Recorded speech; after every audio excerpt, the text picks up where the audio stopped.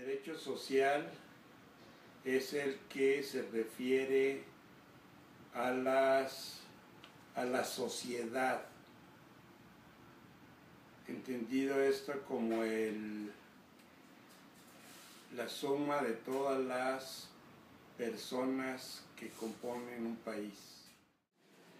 El derecho social, pues es aquella rama del derecho que regula precisamente las relaciones entre los trabajadores y los patrones, así como el derecho agrario, ¿no? Y tradicionalmente así ha venido conociéndose ese ramo del derecho.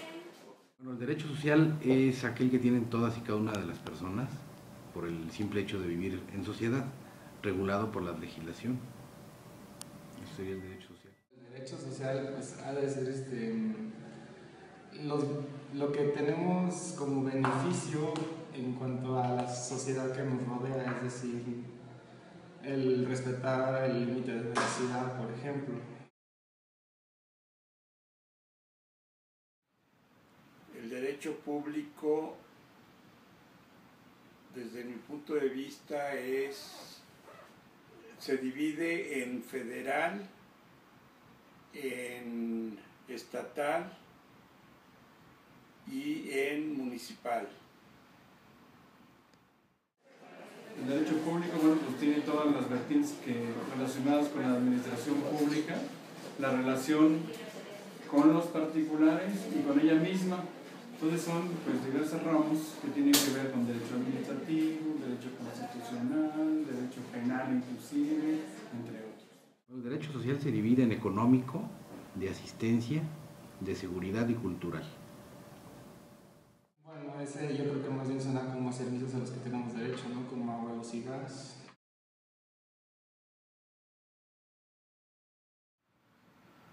Los de derecho público corresponden a las entidades gubernamentales.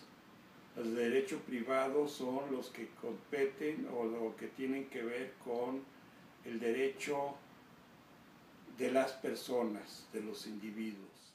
El derecho privado es aquella rama del derecho que regula las relaciones entre los particulares y básicamente se refieren al derecho civil y al derecho mercantil, y el derecho público lo que vamos a referir en la respuesta anterior. El derecho público se divide en derecho constitucional, administrativo, penal, procesal e internacional público. En derecho civil, entre particulares y el familiar.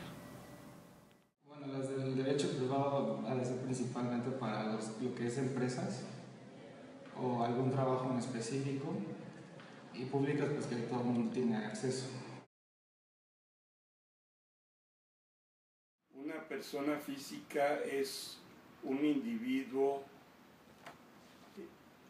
nacido dentro de la República Mexicana. Una persona física conforme al derecho es una persona que representa un centro imputable de derechos y obligaciones conforme al Código Civil y se refiere a la persona individual. Es todo sujeto capaz de tomar facultades, de tener facultades y tener derechos, limitaciones por la ley, edad, sexo y uso de razón. Una persona física, bueno, pues es una persona que habita en un grupo social. Lo que no digamos importa mucho es sus habilidades, sino el simple hecho de pertenecer. La persona física tiene una serie de derechos y obligaciones consignados en nuestras leyes. Es una persona individual independientemente del género, o sea, hombres y mujeres. La persona física tiene como atributos el nombre, el domicilio, la personalidad, entre otros. Capacidad de goce, por ejemplo, en un contrato de usufructo se le da a la persona la capacidad de gozar de un bien o de un derecho, aunque no sea propietario de la cosa o del bien. Capacidad de ejercicio es el que tienen los funcionarios públicos para ejercer el mandato que les confiere la ley. La capacidad de goce tiene que ver con la posibilidad de detentar derechos que han sido otorgados por la ley, y el ejercicio es la facultad de poderlos accionar en la realidad con relación a otros o a las autoridades. La capacidad, primero que nada hay que definir qué es capacidad. Capacidad es la aptitud legal para gozar de los derechos civiles que se tienen. En el caso de goce es ejercer un derecho propio, ¿sí? Hacerlo valer. La capacidad de goce es una... Haz de cuenta que yo puedo poseer algo en exclusiva, o que el grupo que me rodea, la mayoría no cuenta con el mismo bien que yo tengo. Capacidad de ejercicio es una habilidad para mí, o sea, que no sé, la especialización de alguna carrera, alguna maestría, no sé, pero igual sería una capacidad que no todo el mundo puede tener. La patria potestad es el derecho de los padres sobre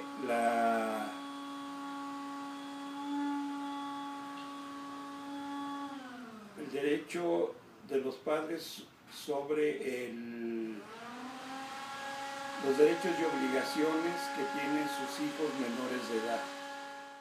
La patria potestad es un conjunto de obligaciones y derechos que tienen los padres respecto de los hijos y que son instituciones instauradas en el Código Civil. La patria potestad es el derecho que poseen los padres sobre un menor conforme a la ley.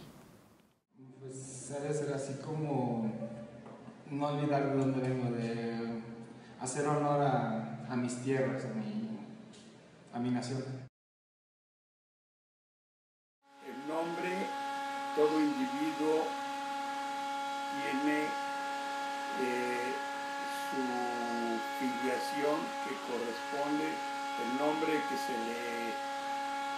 con el que se le registra en el registro civil, el apellido del padre y el apellido de la madre. Un atributo de la persona. El nombre es el distintivo que se le impone a un individuo con el objetivo de identificarlo. El nombre es la identidad de una persona física o moral. Bueno, más física. El domicilio es el lugar en que habita una persona física o moral. El domicilio es un atributo de la persona que tiene que ver con su residencia, y hay diversos tipos de domicilio. Es el lugar donde se reside una persona física o moral. Domicilio es la residencia en la que habita esa persona física. El patrimonio son los bienes, propiedad de una persona.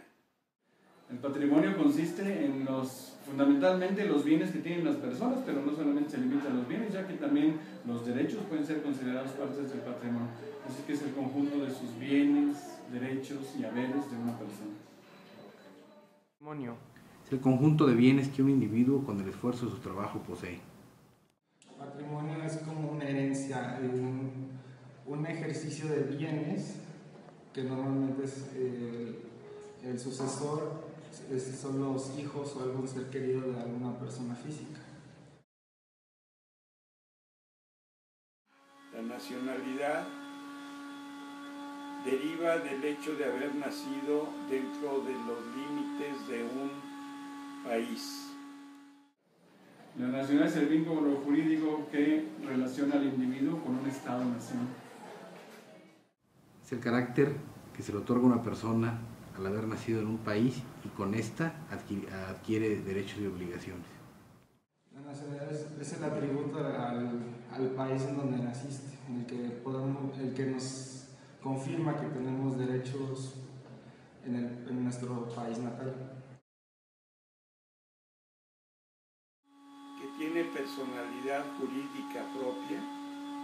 Por ejemplo, una sociedad anónima tiene una personalidad distinta de cada uno de los socios que la componen.